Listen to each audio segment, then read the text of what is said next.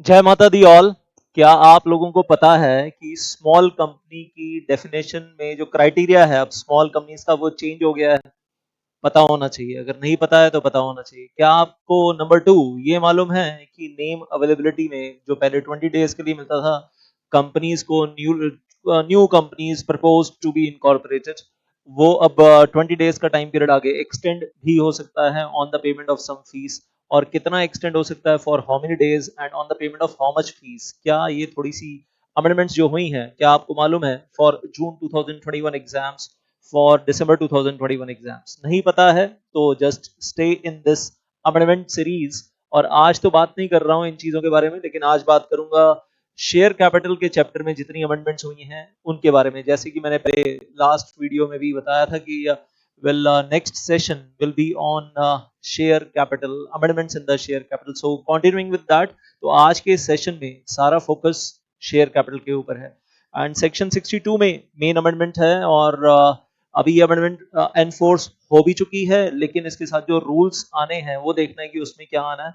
Amendment क्या enforce हो चुकी है वो आपके साथ शेयर करने जा रहा हूँ, और उसके बाद और भी बहुत सारी अमेंडमेंट्स हैं इस चैप्टर में, वो हम बाद में बात करेंगे। There are lot many amendments. और फिर उसके अलावा आईसीएसआई मॉड्यूल में एक दो जो केस लॉज नए ऐड हुए हैं, सप्लीमेंट में थे, उनके बारे में भी बात करेंगे। Will be talking about those special case laws, क्योंकि न्यू एडिशंस हैं तो we presume they are important for exam.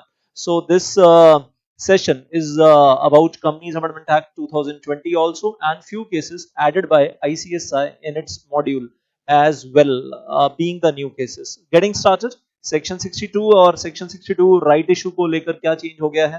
आप लोगों को याद होगा, right issue shall be kept open for minimum 15 days, maximum 30 days. अब वो जो मिनिमम 15 डेज है, बस लॉ मेकर ने उसमें एक माइनर चेंज कर दिया है, और वो छोटा सा चेंज क्या कर दिया है कि instead of 15 days the company can keep the right issue for open for such lesser number of days as may be prescribed in the rules। तो ये एक लाइन बीच में ऐड हुई है यहाँ पर। and section 62 subsection 1 clause a sub clause 1, क्या बोले? section 62 subsection 1 clause a sub clause 1 में एक छोटा सा माइनर एडिशन हुआ है, और वही लाइन ऐड हुई है, for such lesser number of days as may be prescribed.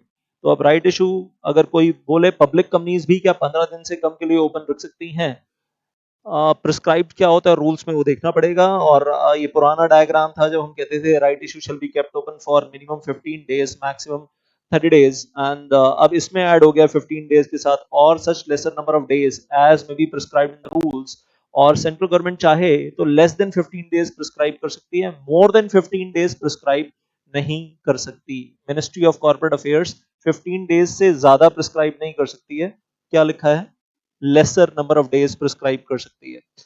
तो बस इतना सा ही पॉइंट है। So now even a public company will be able to open its right issue for such for less than 15 days, but not less than such number of days as will be prescribed in the rules। अब वो rules में क्या आता है ये देखना अभी बाकी है, ये देखना अभी बाकी है कि रूल्स में क्या आता है। वो अभी तक फिलहाल अभी तक रूल्स में कुछ मिनिस्ट्री ने बताया नहीं। जैसी मिनिस्ट्री कुछ बताएगी तो इसी अमेंडमेंट सीरीज में आगे चलते हुए आपको बता दूंगा, किसी ना किसी सेशन में आपके साथ शेयर करूंगा। एंड देन एक चीज पुरानी याद करवा दूं प्राइवेट कंपनीज के बारे में। 5 जून 2015 नोटिफिकेशन आ गया था प्राइवेट कंपनीज के बारे में कि प्राइवेट कंपनीज में तो अगर 90% मेंबर्स बाय नंबर अगर एग्री कर जाते हैं for less than 15 days, then the issue can be kept open for less than 15 days। तो अगर प्राइवेट कंपनी है, पहले भी हम एग्जांपल लेते रहे हमेशा, दो ही शेयर होल्डर है, मान लो लाला और लाली, और उस केस में दे एग्री कि ठीक है, well we will open the right issue only for 2 days, only for 3 days, तो there is no need of keeping it open for 15 days।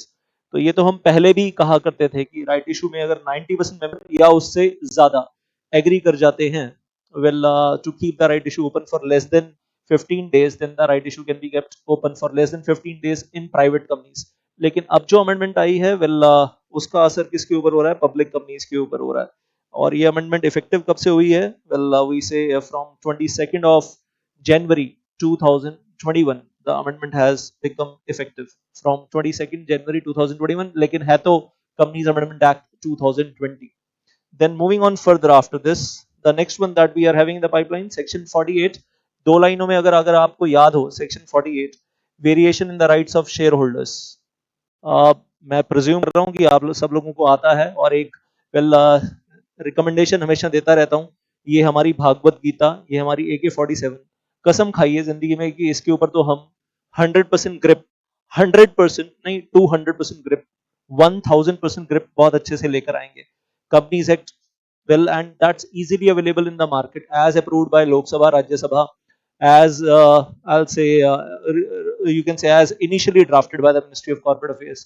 और बहुत सारी कंपनीज हैं, पब्लिशर्स हैं जो पब्लिश करते हैं, फॉर एग्जांपल टैक्समैन और यूनिवर्सल और भारत पब्लिकेशंस।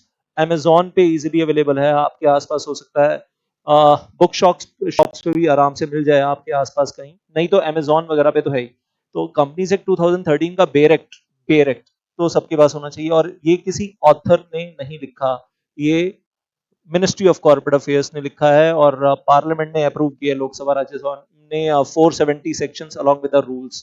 तो ये तो सबके पास होना चाहिए, कसम खाई कि हम इसको जरूर रेफर करेंगे जब हम कंपनी लॉ की पढ़ाई कर रहे हैं। That's very very important, mother law है हमारे लिए, तो इसके बिना तो जिंदगी बेकार है, अधूरी है। देन तो सेक्शन 48 के अंदर दो लाइनों में बोलूंगा, if the shareholders are having, if the shareholders uh, having a 75% majority of a particular class, they pass a special resolution in their separate class meeting, और there are other methods, तो वो अपने rights को very कर सकते हैं। अब उसकी डिटेल में अभी नहीं जा रहा हूँ। चेंज क्या हुआ है इसके अंदर, चेंज क्या हुआ है सेक्शन 48 में? सेक्शन 48 सबसेक्शन 5 में ये जो भी फाइन वगैरह था ये सब डिलीट कर दिया गया, पूरा का पूरा ही डिलीट कर दिया गया। तो आई से वाओ, ऐसा लगता है ओ मजा आ गया। तो पहले तो सेक्शन कॉन्ट्रावीन करते थे सेक्शन 48, तो इम्प्रिजनमेंट होती थी, जेल थी, फाइन था। अब तो कुछ भी नहीं है, मतलब क्या लॉ मेकर हमें इंस्पायर कर रहा है? सेक्शन कॉन्ट्रावीन करो, no imprisonment, no jail, no fine, delete कर दिया पूरा का पूरा। और कब डिलीट किया? With effect from 21 December 2020। तो मतलब क्या बोले, हिप हिप हुर्रे, वाओ मजा आ गया, नो इम्प्रिजनमेंट, नो फाइन। कुछ तो गड़बड़ है, कुछ तो गड़बड़ है, मैं इतना जोर क्यों दे रहा हूँ? और वो गड़बड़ क्या है? कंपनी लॉ में जब हम सेक्शन 450 पढ़ते हैं, तो सेक्शन 450 में लिखा हुआ है कि अगर आप पूरे कंपनीज एक्ट में कोई भी सेक्शन कॉन्ट्रावीन करते हैं, और उस सेक्शन को कॉन्ट्रावीन करने की पनिशमेंट उस सेक्शन में नहीं दी हुई है, तो फिर वो पनिशमेंट सेक्शन 450 में जो दी गई है, वो जो फाइन वहां दिया गया है, वो आपको अप्लाई हो जाएगा, एप्लीकेबल हो जाएगा।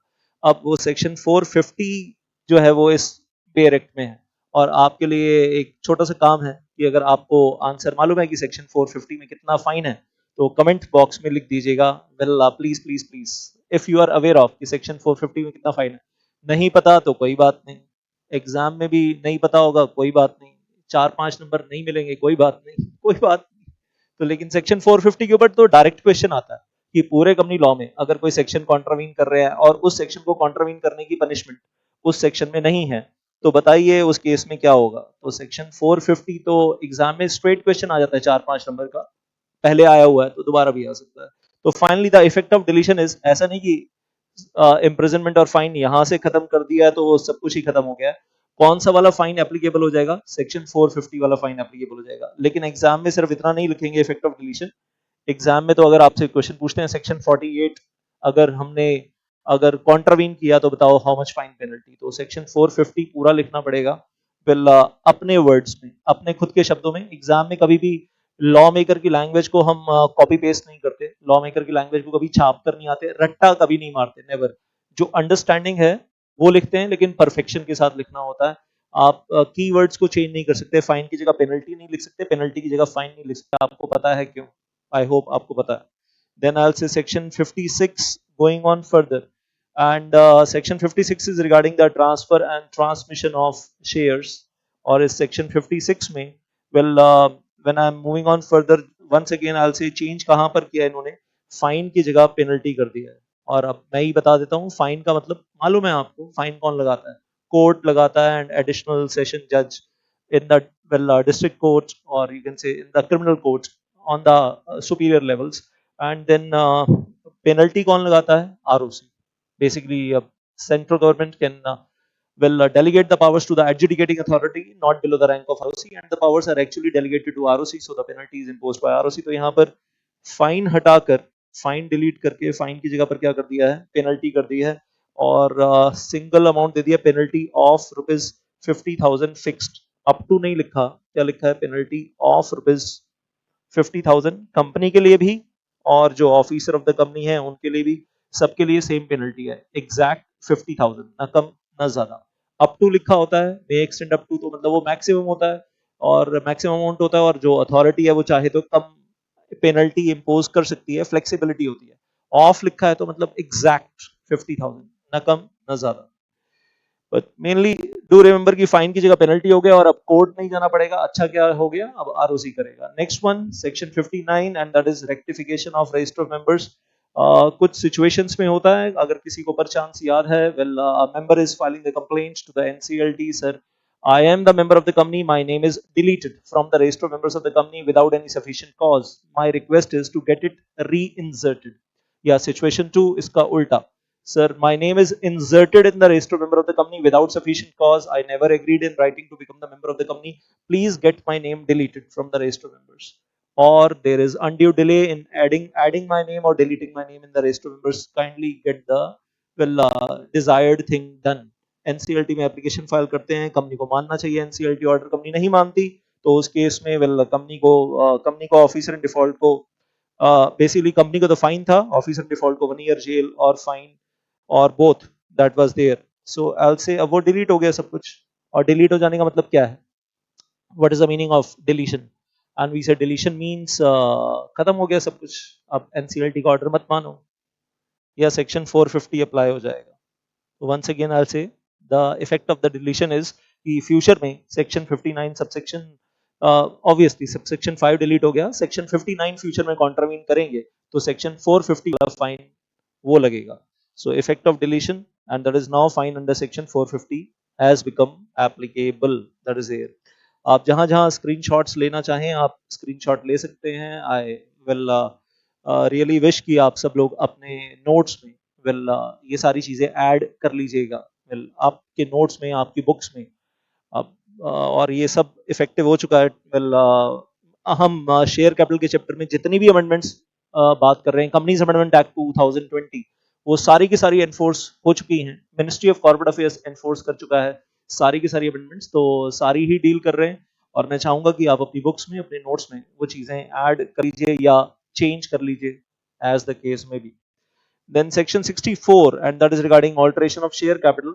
जब भी करते हैं तो उस केस में बेसिकली सेक्शन 61 में ऑल्टरेशन करते हैं, और सेक्शन 64 कहता है उसके लिए फॉर्म SH7 आरओसी के पास फाइल करना होता है with in 30 days after passing the ordinary resolution for alteration of share capital. और अगर फॉर्म SH7 30 डेज में फाइल ना करें तो उसके लिए जो पेनल्टी थी पहले, उस पेनल्टी का अमाउंट रिड्यूस कर दिया गया है, ₹1000 पर डे हुआ करती थी, उसको ₹500 पर डे कर दिया गया है।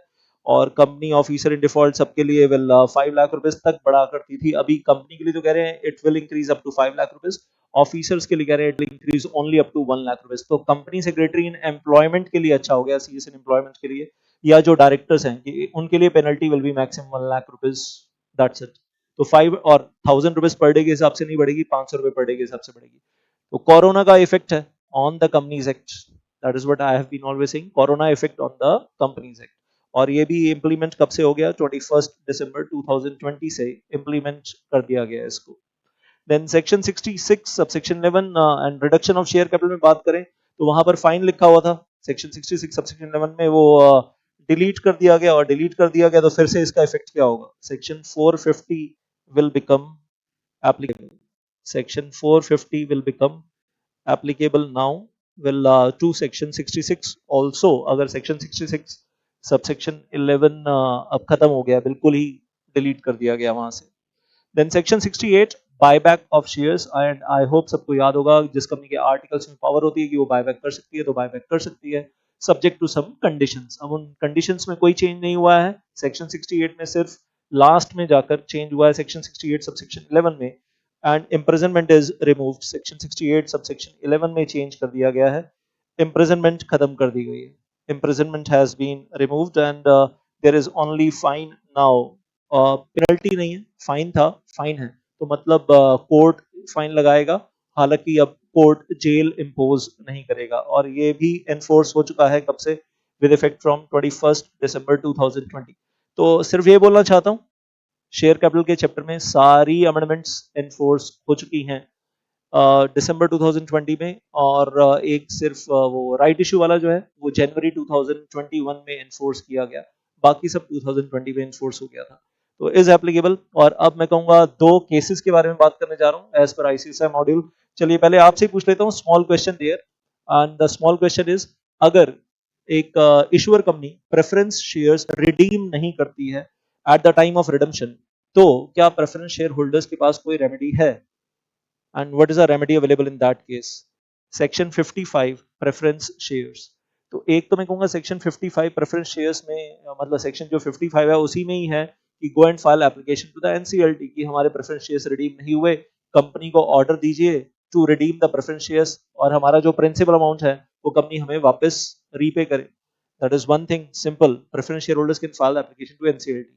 Secondly, which is important, I'll say now, alternatively preference shareholders और कहां जा सकते हैं, section 245 class action suit in the chapter of oppression mismanagement. तो अगर प्रेफरेंस शेयर होल्डर्स को हम बोलते हैं they are a class of shareholders, तो वो क्लास एक्शन सूट फाइल कर सकते हैं वेल इन सेक्शन 245, और उस केस में वो एनसीएलटी उस केस में सूटेबल ऑर्डर पास करेगा in the favour of preference share holders. वही है, मतलब कुल मिलाकर कंपनी को कहेगा कि रिडीम कर दो। तो दो ऑप्शंस हो गई, पहली option, first option that is file the application to NCLT under section 55 subsection 3 कि हमारा रिडेम्पशन करवा दो, और alternatively second option that is file the class action suit, and class action suit under section 245 in the chapter of operation mismanagement we do, that is there। तो कुल मिलाकर this is one case, nothing much, मतलब basically यही बता रहे हैं कि preference share holder के पास ऑप्शन एक नहीं ऑप्शन दो हैं, wherever they want to give, remedy will be same, remedy is same in any case। बाकी 245 में कुछ स्पेशल पावर्स हैं, एनसीएलटी के पास कुछ खास पावर्स हैं, प्रॉपर्टी फ्रीज करने की, मतलब कुछ इंजंक्शन ऑर्डर्स पास करने की पावर्स हैं, तो वो चीजें आती हैं उसमें। वेल वो कुछ अलग हटके है 245 में, एनसीएलटी के पास पावर्स कुछ ज्यादा है, तो 245 में जाना दैट वे एडवाइजेबल है, कंपनी के ऊपर प्रेशर ज्यादा आएगा अगर सेक्शन 245 में जाएंगे तो, लेकिन फिर उसके लिए वहां एक अकेला शेयर होल्डर नहीं जा सकता, वहां फिर वो क्राइटेरियाज हैं सेक्शन 245 के साथ रूल्स में दिए हुए क्राइटेरियाज कि कितने प्रेफरेंस शेयर होल्डर होंगे तो मिलकर जाएंगे और क्लास एक्शन सूट फाइल करेंगे। That we do in the chapter of oppression mismanagement. अभी वो उसमें तो कोई चेंज हुआ भी नहीं क्राइटेरिया में, तो I will not waste the time on all that right now. Then I'll say one more question which is coming up, मैं क्वेश्चन पूछ ही लेता हूँ आपसे, फिर आप सोच समझ के आंसर दीजिएगा। एक पर्टिकुलर शेयर होल्डर है जिसको राइट इशू मिला, और कंपनी उसको राइट इशू में शेयर अलॉट करने ही वाली है, उसने जो भी राइट इशू की फॉर्मेलिटीज होती है वो भी पूरी कर दी, लेकिन राइट इशू की फॉर्मेलिटीज पूरी करने के बाद और शेयर्स अलॉट होने से पहले, मतलब उसने अपनी तरफ से जो भी ऑफर उसको मिला था राइट इशू में वो एक्सेप्ट कर लिया, उसकी पेमेंट कर दी, लेकिन अलॉटमेंट आने से पहले उसकी डेथ हो गई। अब उसकी डेथ हो गई तो उसका कोई पर्टिकुलर लीगल हायर है, वो कोर्ट में गया कि भाई जो मेरा प्रेडिसेसर था वो राइट इशू के लिए एंटाइटल्ड था, उसने पेमेंट भी कर दी थी, और उसको शेयर अलॉट बस होने ही वाले थे उससे पहले उसकी डेथ हो गई, तो वो शेयर मुझे अलॉट कर दिए जाएं। और वो जो लीगल हायर है वो कोर्ट में जाता है as per Indian succession act, अब ध्यान से सुनेगा, not as per companies act, as per Indian succession act, और वो कहता है कि इनहेरिटेंस में ये शेयर्स मुझे मिलने चाहिए, और कोर्ट से वो एक लेटर ऑफ एडमिनिस्ट्रेशन ले लेता है अपने फेवर में, और फिर वो लेटर ऑफ एडमिनिस्ट्रेशन जो अपने फेवर में लेता है उसकी कॉपी कंपनी को देता है कि कोर्ट ने मेरे फेवर में ऑर्डर दे दिया कि इन शेयर्स के ऊपर मेरा लीगल राइट है, जो दूसरे लीगल हायर्स हैं उनका लीगल राइट नहीं है, ये सारे के सारे शेयर्स मेरे हिस्से में आते हैं। और कोर्ट का वो जो लेटर ऑफ एडमिनिस्ट्रेशन है वो कंपनी को सबमिट कर दिया, लेकिन कंपनी कहती है नहीं हम शेयर्स नहीं देंगे, तो क्या कंपनी को उसको शेयर्स देने चाहिए नहीं देने चाहिए? कंपनी बीच में एक कंडीशन लगा रही है कि अगर ये शेयर्स आपको देने की वजह से किसी और को कोई लॉस हो गया तो आप मतलब और वो कंपनी के पास आता है और कंपनी को कहता है कि हमें कॉम्पनसेशन दो, तो कंपनी उसको कॉम्पनसेशन देगी, लेकिन आप कंपनी को इंडेमनीफाई करोगे, शायद इंडेमनीफाई वर्ड आपने सुना हो, इंडेमिनिटी बॉन्ड आप दे दो कंपनी को, तो क्या कंपनी वो इंडेमिनिटी बॉन्ड एफिडेविट वगैरह उससे कुछ मांग सकती है? That's a question for you, that's a question कि वो लीगल हायर कोर्ट से लाकर लेटर ऑफ एडमिनिस्ट्रेशन कंपनी को दे रहा है कि इन शेयर्स का वेल सोलो ओनर अब मैं हूं, तो क्या कंपनी को उसको वो शेयर्स चुपचाप दे देने चाहिए, या अब सवाल ये है कि क्या कंपनी उससे वेल इंडेमनिटी बॉन्ड और एफिडेविट मांग सकती है। So finally the answer is कि कंपनी को वो शेयर्स चुपचाप उस पर्टिकुलर लीगल हायर को दे देने चाहिए और कंपनी उससे इंडेमनिटी बॉन्ड और एफिडेविट डिमांड नहीं कर सकती है। So that's the question. और केसेस के नाम याद कर सकते हैं तो कर लीजिएगा, new cases in the ICSI supplement, so one should be ready with that one. First one was Bank of Baroda versus Eban Offshore Limited. The second one is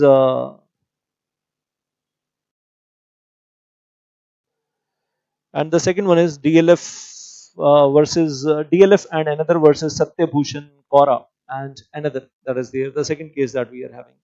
And then towards the end I'd like to add on one thing, चलते चलते last point, एक पुरानी amendment थी, बस मुझे लगता है एक बार छोटा सा रिकैप करवा दूं। स्वेट इक्विटी शेयर्स सेक्शन 54 जो हार्ड वर्किंग एम्प्लॉइज को दिए जाते हैं, जिन्होंने टेक्निकल नो हाउ दिया होता है कंपनी को, वहां पर कभी अमेंडमेंट हुआ था रूल नंबर 8 में, सेक्शन में नहीं, रूल नंबर 8 में बात कर रहा हूं। And amendment was 5th of June 2020 कि स्टार्टअप कंपनीज में issue the sweat equity shares up to 50% of its total paid up capital for initial 10 years।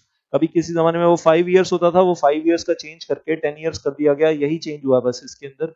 The change is instead of 5 years sweat equity shares can be up to the limit of 50% paid up capital can be issued up to 10 years if your company is a startup company that is there। और आपको पता ही है startup company का status ही change कर दिया गया, अब तो वो ministry of industry and commerce ने वेल या department of industrial policy and promotion ने ही बोल दिया कि startup companies are the ones which are private companies and they are given a status for 10 years और उनकी एक टर्नओवर जो है वो एक सर्टेन लिमिट से ऊपर नहीं जानी चाहिए, तो स्टार्टअप कंपनी का स्टेटस बना रहेगा।